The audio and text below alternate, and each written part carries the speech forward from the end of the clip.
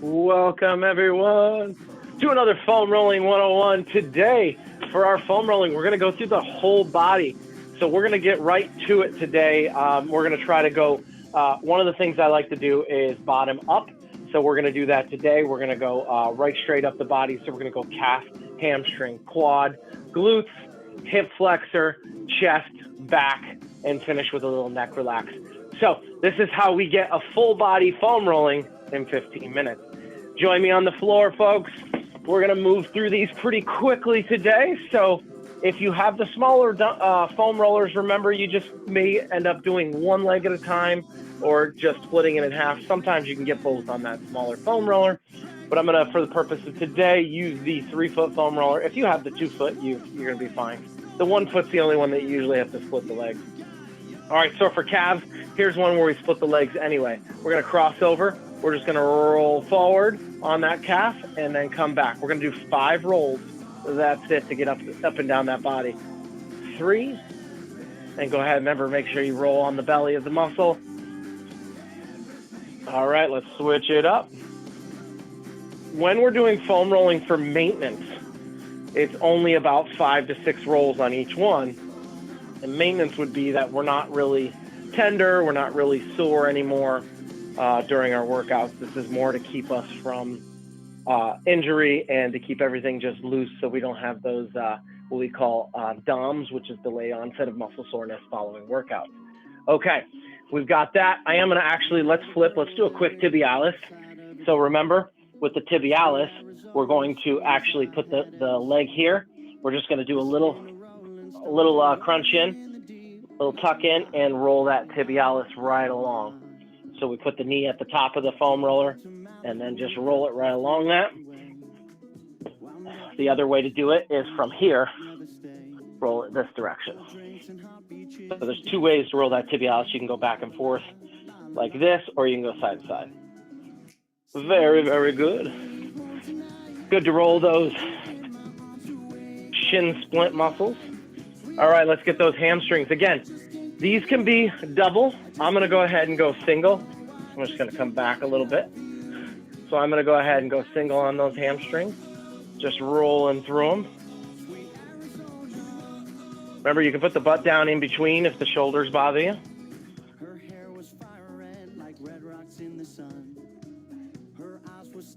They have this device called a massage stick, or it's actually the brand name is the stick, and that device makes it easier to roll the hamstrings without bombarding the shoulders too much. So you could roll that without a foam roller. I know, more things to put somewhere, right? Could also just use a rolling pin. It would work just as well. All right, let's flip it over.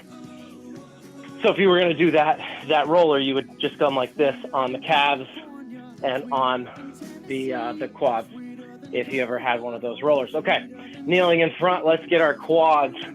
Let's walk it forward. Forearms. Go ahead and bring them up. Now, if you want to really isolate, you can go one quad at a time, or you can do both at the same time. I find with the quads, this one you can do both at the same time. If you're doing both at the same time, we'll do a full 10. Just because you'll need a little bit more. Big muscles the quads are. So we usually, if we have done any leg work in the past, we're usually always going to feel quad foam rolling. Excellent. Let's go ahead and shift into our IT band. Foot in front, foot flat, right? We want to go base of the IT band to about mid-thigh. That's what we're looking for that IT band. This one, we definitely just want to put roughly 5 rolls in on that IT band. 4 and 5. And then I'm just going to rotate across just for so you guys can see what's happening.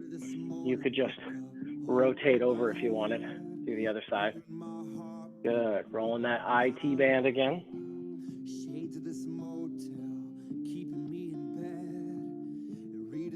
Getting to some of the fun parts of our rolling experience. Excellent. All right, from here, I want to get into the glutes a little bit. So we're going to just sit right up on that glute. I want to straighten the right leg. Left leg is bent. And what we're doing is now I'm just bending at this leg to roll right along the cheeks here. This one's a dead ringer right along the butt. Right? We're rolling right on those cheeks. And I'm just bending at the knee, and every time I straighten it, it goes to the lower butt, to the upper butt. Good. And then what I want to do is I want to isolate the piriformis. So I'm going to extend this left leg out. I'm going to bring the right leg over top. If you can, bring it up. If you need to keep it here, that's fine. But if you can bring it up, then you're going to lean over on the right side. So you're going to just lean over a little bit more, right? This is where we were. I'm just leaning over just a little bit. You're going to find that little knot in the glutes.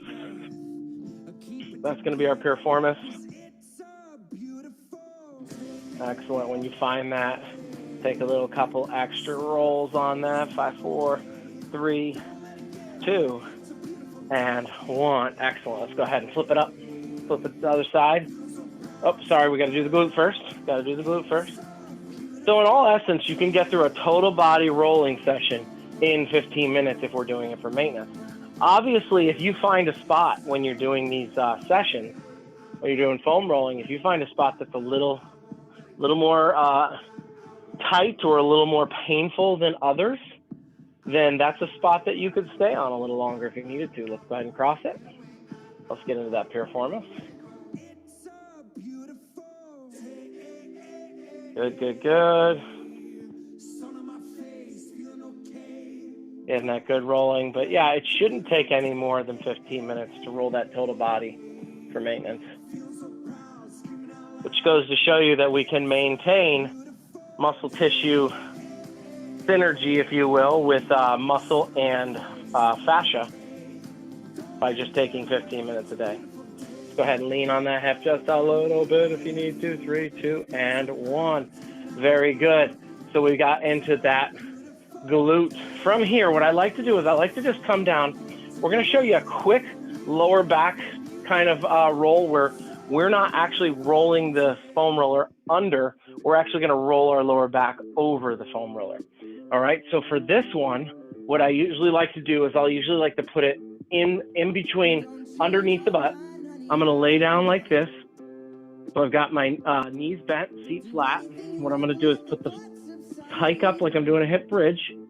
I'm going to then place the foam roller underneath that kind of wedge, upper butt, lower back, sorry. And then what I'm going to do is lift up right like this. So when I lift up like this, now I want to do the rolling on the foam roller. So I'm just going to go a little back and forth. You can come down and go up. Good, good, good.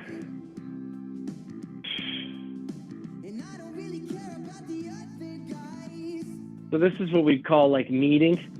So instead of rolling, we're kneading the muscle on the foam roller. And you can go back and forth again, just a couple times. 3, 2, 1, and then put that down. And just, I like to do a nice little stretch here and just a little movement there just to feel that back stretch. 3, 2, and 1. Excellent. Go ahead and move that out. And we've gotten a good lower back. Okay, let's go ahead now, switch the foam roller. It's going to be behind us now. And the next thing that we're going to be working on is the upper back. Okay, mid to upper back. So we're going to have that foam roller right at the mid back. I'm going to hold on as I lay down on it. And then I'm going to prop my glutes up. Right, so now that I'm up in the air, hands go behind the neck to support any. Open the shoulder blades, and we're going to go mid back to basically base of the neck. That's what we're looking for. Mid back, base of the neck. Excellent.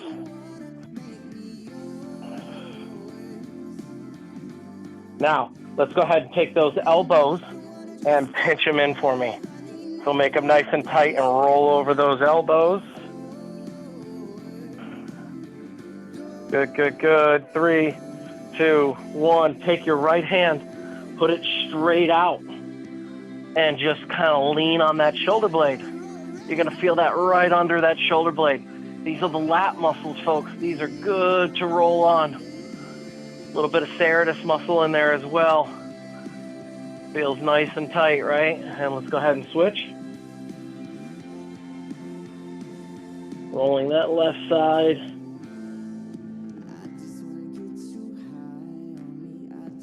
Good, good, good.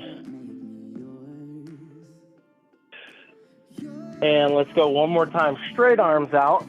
And what I want you to do is I want you to get it so that we're rolling straight arms out and we get right under that shoulder blade. Then what I want you to do is do 1, 2. This is similar to the lower back. And then roll a little bit further. And do the same thing. We're kneading on when we move those shoulder blades.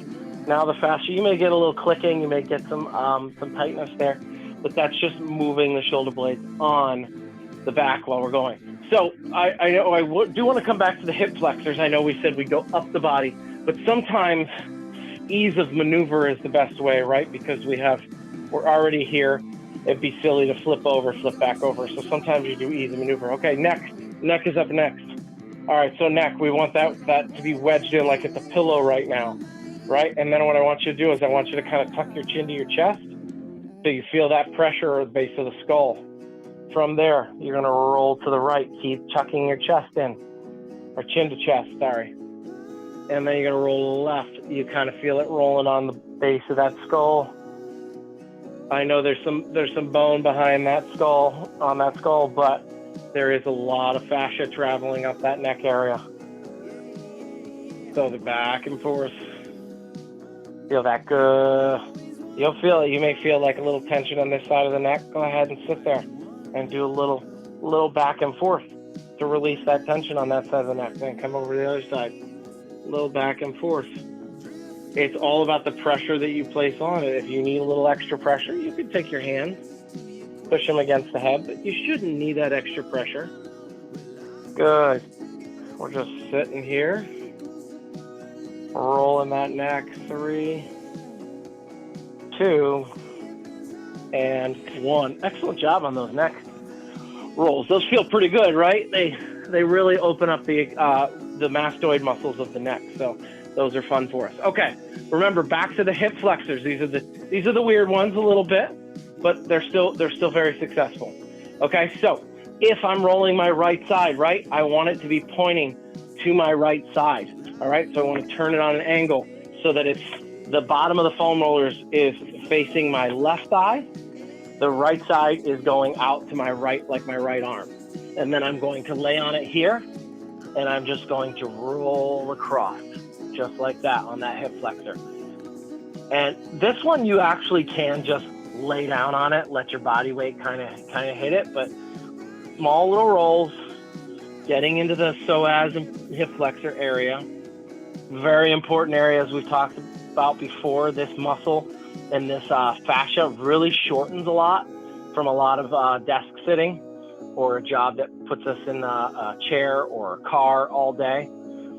And then these muscles shorten naturally, adapting to our seated position. And then let's go ahead and switch the side. Then we get up and say, hey, I want to walk, or I want to go for a jog, or I want to do this, I want to do that. And they really fight us. And they end up pulling the hips down, rotating our hips the wrong way, and they end up pulling on our low back. So that's why we see a lot of low back injuries with people that are in a car all day or sitting at a desk all day. These hip flexors. If you can maintenance these hip flexors daily and keep them nice and loose using foam rolling, they will treat you much better in your workouts and your daily patterns. Very good. We see this a lot with running too. If you haven't run in a while and you start running, you feel your lower back. It's because your hips are being pulled down because your body doesn't want to extend these hip flexors while it's running. Good. 3, 2, 1. All right. Same thing on the chest. This time, though, we're going to turn it the opposite way for that chest. Just going to roll right along the chest. Sorry, I had it wrong. I said the opposite way, and then I put it the same way. All right. So if I want to roll my right chest, foam roller kicks out to the left side. Good. 5, 4, 3, 2, 1. Let's go ahead and switch the side. And we're going to roll right through. 3, 2, and 1. Last thing that we didn't really hit. Let's get the forearms. So we're just going to push them along. Now this may not feel that bad, so palms up. You may feel like, oh, that feels pretty good. Or you may be like, oh, that's really painful. So all depends on how much our flexor tendons are overworking. We're just kind of going to turn our hands up, then turn them down. Keep rolling on that. 3, 2, and 1. And there you have it, 15 minutes of foam rolling. You guys did amazing. Hopefully you feel as good as I do after a good foam rolling. We're gonna keep doing this foam rolling throughout the next month. So I pushed it up 5 minutes. So we're gonna keep doing that total body foam rolling, showing you some new fun foam rolls. We'll start working on like some serratus, some high chest, some triceps, biceps, things like that. All right, thanks everybody. Good foam rolling today. I'll see you next time.